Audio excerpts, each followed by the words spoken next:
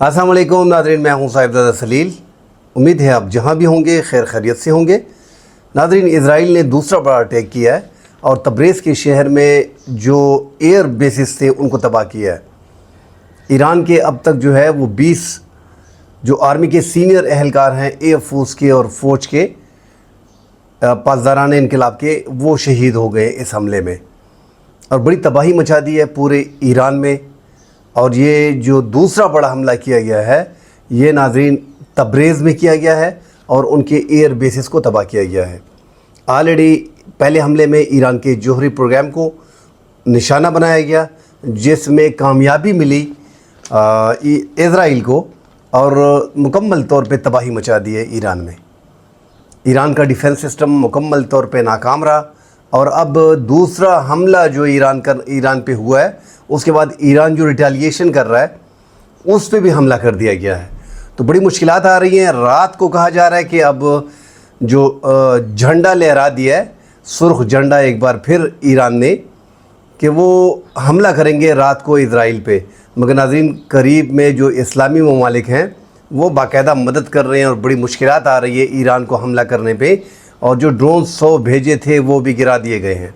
जो इस्लामी ममालिक में इज़राइल के, नेटो के और अमेरिका के जो अफवाज हैं उन्होंने बाकायदा ईरानी ड्रोन्स को जो है वो गिरा दिया है।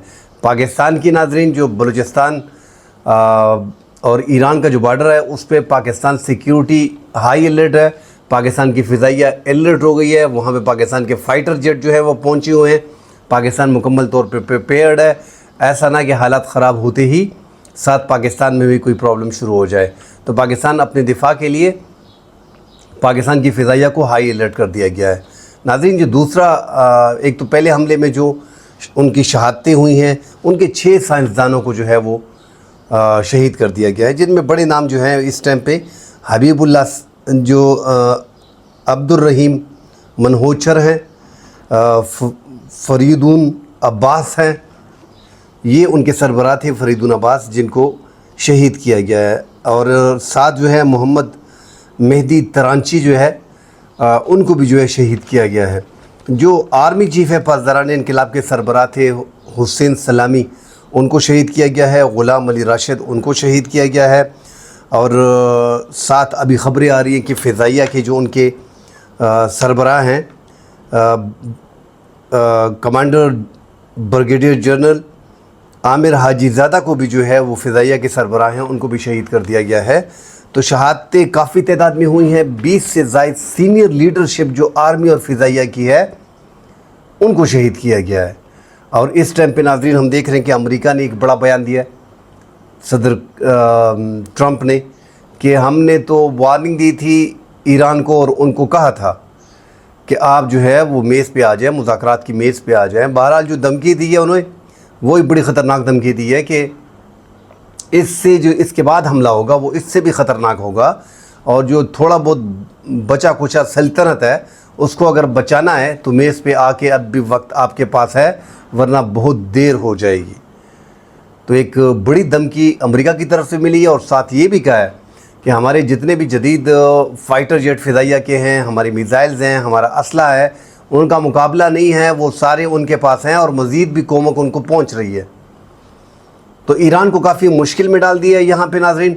और ईरान का जो जोहरी प्रोग्राम था उनको बैठना चाहिए था। और जो कहा जा रहा था कि ज़ेर ज़मीन 800 मीटर अंदर जो है उनकी सुरंगें उनकी हैं और उन सुरंगों में जो है उनका जो एटमी प्रोग्राम है वो तनसीबात जो हैं वो मुकम्मल तौर पे सेफ़ है।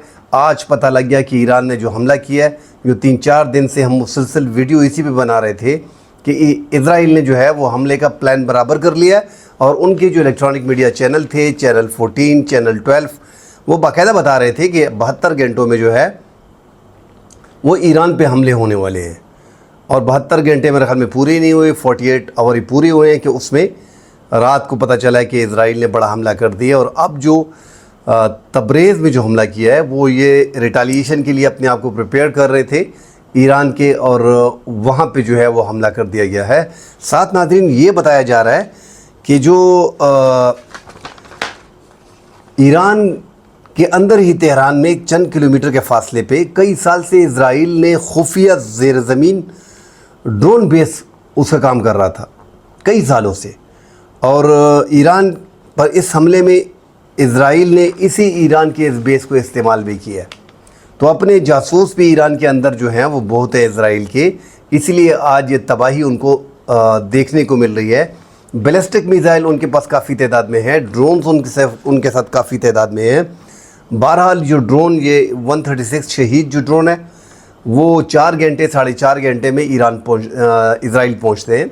ईरान और इज़राइल का फासला तकरीबन 1800 से 2300 किलोमीटर का फासला होगा, 2000 से 2300 किलोमीटर फासला बहुत ज़्यादा है। और बैलिस्टिक मिसाइल जो है वो भी 10, 12, 15 मिनट उसको भी लगेंगे।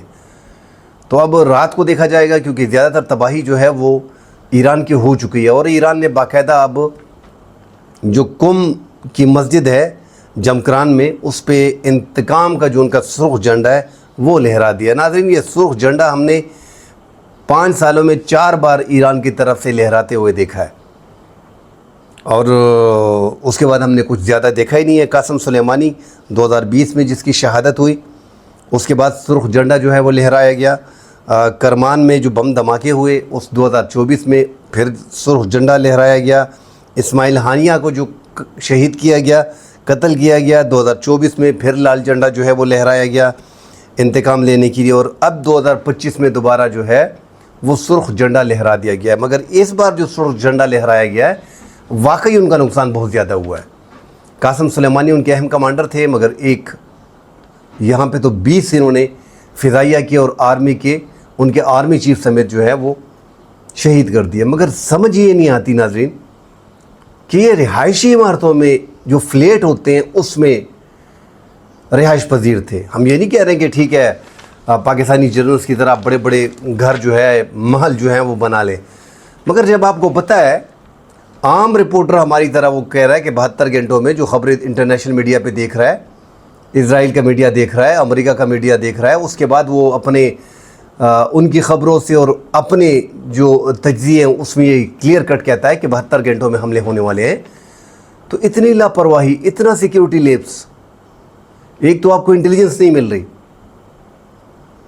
अपने आप को सेव करने के लिए आप रिहायशी इमारतों में जो है वो अपनी बीवी बच्चों के साथ आप सो रहे हैं, और जो जर्नल ऐसे मौके पे, जंग के मौके पे सो रहा होता है उसका मुल्क लुटता ही है।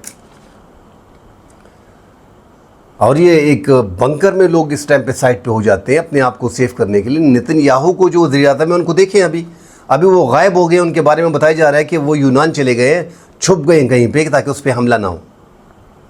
ईरान से अब भी डर उनको लगता है कि ईरान ने हमला करना है, और हम बार बार ये कहते हैं कि ईरान जो है वो लबनान नहीं है और वो इराक़ नहीं है। मगर नाज़रीन, वहाँ पे जब मुस्लिम ममालिक उनकी मदद करते हैं, जब आप उनके ड्रोन को नहीं छोड़ रहे हो, मुस्लिम ममालिक में इज़राइल के, अमेरिका के और नेटो के लोग जो बैठे हैं वो सारे ड्रोन गिरा रहे हैं।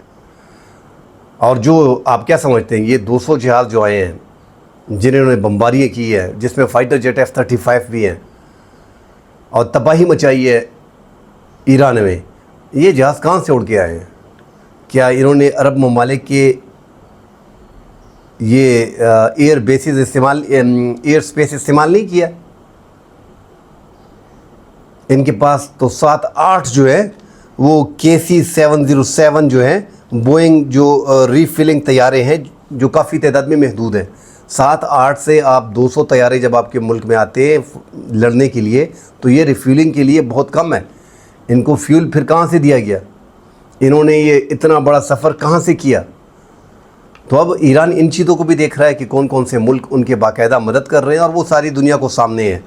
इस टाइम पे जो कंडेम किया है तो पाकिस्तान ने भरपूर अंदाज में कंडेम किया है, सऊदी अरब ने भरपूर अंदाज में कंडेम किया है, और चाइना ने कंडेम किया है, और साथ रशिया ने जो है वो खुल के कंडेम किया है, और तालिबान ने, अफ़गान तालिबान ने भी इसको कंडेम किया, जो ईरान पे इस टाइम पे एक जंग मुसल्लत कर दी गई है।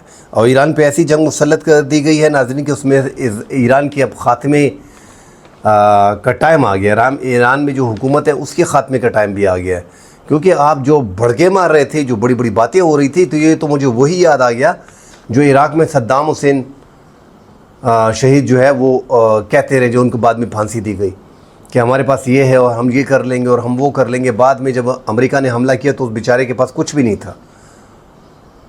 تو یہ قرآن میں بھی اللہ کا حکم ہے کہ دشمن کے مقابلے میں اپنے آپ کو مضبوط کرو. جب آپ مضبوط نہیں ہوتے ہو تو پھر اتنی دھمکیاں دینا, اتنا بڑبڑ کرنا, اس کا فائدہ کیا ہے؟ ریٹیلیشن آپ کب کرو گے؟ آپ کرو گے, ہم جنگ نہیں چاہتے ہیں, مگر یہ جو حملہ انہوں نے کیا ہے اسرائیل نے آپ پہ, آپ کو توڑ کے رکھ دیا. اب آپ کو ریٹیلیشن کے لیے چھوڑ بھی نہیں رہا. جو بچے کچھ آپ کے جرنیل تھے ان کو بھی اب بیمار پڑ رہی ہے, اب وہ بھی چھپتے پھر رہے ہیں. اس کے باوجود ایران کے پاس بیلسٹک میزائلز ہیں, سپر سونک میزائل ہیں, اور یہ ہائپر سونک میزائل ان کے پاس ہیں. فائر کریں گے, تھوڑا بہت نقصان اسرائیل کا ہوگا, مگر ایران کہہ رہا ہے کہ ہم نے ان کو صفحہ ہستی سے مٹا دینا ہے. انہوں نے پہلے حملہ کیا ہے, اور اب قانون کے مطابق, انٹرنیشنل لا کے مطابق جو ہے 51 کے مطابق اب ہم حملے کا جواب دینے کا حق رکھتے ہیں. وہاں پہ امریکہ آپ کو پھر دھمکی دے رہا ہے کہ جو بچی کچی حکومت ہے ٹیبل پہ آ جاؤ, ورنہ یہ بھی ختم ہو جائے گی, پھر ہاتھ ملتے رہ جاؤ گے. تو حالات اس ٹائم پہ بڑے خراب کر دیے گئے ہیں, اور ان کے پاس کوئی بڑے فائٹر جیٹ ہے بھی نہیں. میک 29 جو پاکستان نے گرا دیے انڈیا کے 190 کلومیٹر کے فاصلے پہ, سو-30 وہی پاکستان نے گرا دیے ہیں. تو ان کے پاس فائٹر جیٹ جو ہے 5th جنریشن کے کوئی بڑے فائٹر جیٹ نہیں ہیں. جو F-14-15 ہے جو امریکہ نے کئی سال پہلے دیے تھے 80s سے پہلے, وہ جہاز ان کے پاس ہیں امریکہ کے. ان کو بھی بتایا جا رہا ہے کہ ان میں بھی 30-40 کو جو ہے وہ تباہ کر دیا ہے باقاعدہ جو انہوں نے حملے کیے ہیں. اب اسرائیل مکمل طور پہ چاروں اطراف سے, مطلب مسلم ممالک میں بیٹھ کے آسانی سے اڑ کے اسرائیل کو ٹارگٹ کر رہا ہے اور اس کو دیکھ رہا ہے. اور ایران کے اندر ان کے اپنی جاسوس بہت زیادہ ہیں, اور ایران کے بارے میں جو لوگ کی رائے تھی وہ بھی میرے خیال میں اب بدل جانی چاہیے کہ ایران جو ہے وہ یہودیوں کا گڑھ ہے اور یہودیوں کا اچھا دوست ہے, اور ایران پہ کبھی حملہ نہیں ہوگا. ایران کی ناظرین 40 سال سے تو اس کی پوری دنیا نے اس پہ پابندیاں لگائی ہیں. اگر ایران یہودیوں کا دوست ہوتا تو آج وہ دنیا کے بہترین ممالک میں سے ہوتا. چونکہ شیعہ سنی کا جھگڑا چل رہا ہے اور یہ ہمارے ذہنوں میں بٹھا دیا گیا ہے, لہذا ایران سے ہم نفرتی کرتے ہیں, اور یہی کہا جاتا ہے کہ ایران جو ہے وہ یہودیوں کا ساتھی ہے. 40 سال پابندی اور یہ مسلسل حملے. آج جو یہ حملہ کیا گیا اسرائیل کی طرف سے, دوسرا حملہ اور پہلا حملہ, ابھی تیسرا اس سے بڑا حملہ ہوگا. اس میں آدھے ایران کو انہوں نے تقریباً ان کا جوہری پروگرام بھی ان سے لے لیا ہے, اور اسرائیل کا کہنا ہے کہ ہم نے 50 سال پیچھے دھکیل دیا ہے, 50 سال میں اب پروگرام بھی نہیں کر سکتے. تو گلف ممالک میں تو ان کی چودراہٹ قائم ہے اسرائیل کی, اور اسرائیل کسی بھی مسلم ملک کو ایٹمی قوت نہیں بننے دے گا. پاکستان پہ اللہ کا بڑا فضل ہے, اور پاکستان سے ڈر بھی ان کو لگتا ہے, ان کو سمجھ بھی آتی ہے. جو پاکستان اپنے سے بڑے دیش انڈیا کے ساتھ بھیڑا ہوا تھا محدود جنگ میں, پاکستان نے انڈیا کی کمر توڑ دی, اور پوری دنیا پاکستان کی واہ واہ کر رہا ہے.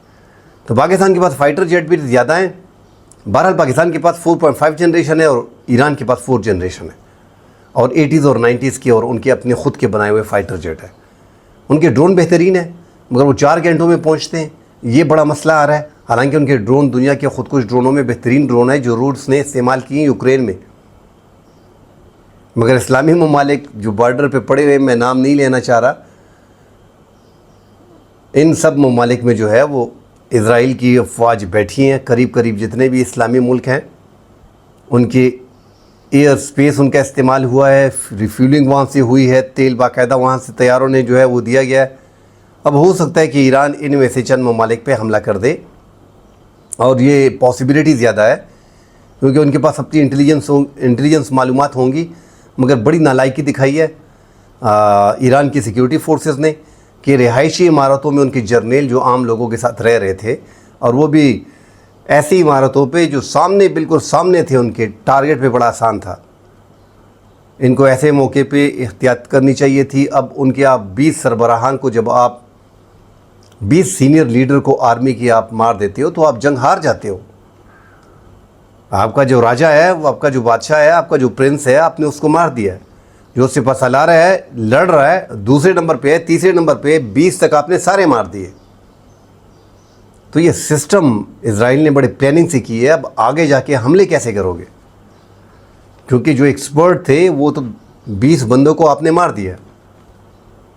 اب آگے ایران کے لیے بڑی مشکلات ہیں. دیکھتے ہیں کہ ایران کے ساتھ مزید آگے کیا ہوتا ہے. زیادہ تباہی ایران کی ہوئی ہے, دوسرے حملے میں بھی زیادہ تباہی ہوئی ہے. ان کے مزید فضائیہ کے جو افسران ہیں, سینئر لیڈرشپ ہے, ان کو ٹارگٹ کیا جا رہا ہے اور ان کو زیادہ تر مارا جا رہا ہے. اور تیل کی قیمتیں ناظرین 8 سے 10% دوبارہ جو ہے وہ بڑھ گئی ہیں. یہ بڑی مشکلات ہوں گی پوری دنیا کے لیے. تیل کا کرائسس دیا اور یہ جنگ جو ہے یہ لگتا ہے کہ 2-3 ہفتے، جس طرح اسرائیل کہہ رہا ہے 2-3 ہفتے چلے گا، کیونکہ اسرائیل کو بھی لگتا ہے کہ یہ ایران جو ہے ان کی تو ہم نے کمر توڑ دی ہے، مگر پھر بھی یہ کچھ نہ کچھ کرے گا. کل انشاءاللہ اگلے پروگرام میں حاضر ہوتے ہیں، ڈیٹیل سے بات کریں گے. فی الحال کے لیے اجازت دیجیے. اللہ حافظ.